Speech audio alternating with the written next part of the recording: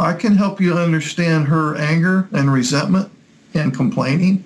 When she was young, a young girl, she's playing with dolls, she's playing house, she's pretending like she's married, she's all these fantasy things and childlike play revolve from a very young age. As you know, if you've raised any daughters, she's already gearing up for her big day, marriage.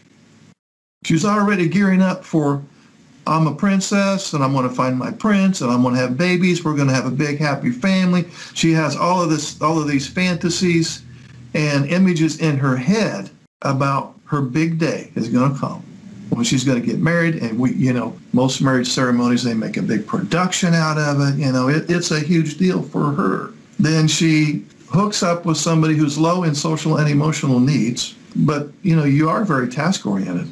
I'm not saying that you don't do anything. You're very task-oriented, and you like to do things for her. But anyway, she marries somebody on the autism spectrum. She's not getting the emotional reciprocity that she had imagined in her fantasy. And so, as sarcastic as this sounds, and this probably is the case with your wife, she feels kind of ripped off. It's like, I got tricked. I got fooled. I've been cheated out of my dream. This is not what I signed up for. This is not at all what I was expecting as a 16-year-old girl that was already looking forward to someday, having a family and whatnot. You weren't having that thought at 16 years old.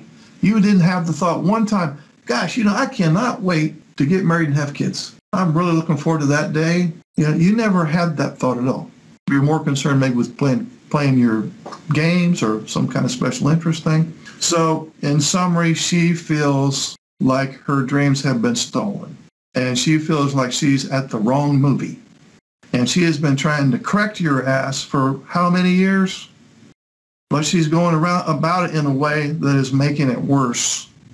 And in some cases, she, the NT, has become his number one source of anxiety.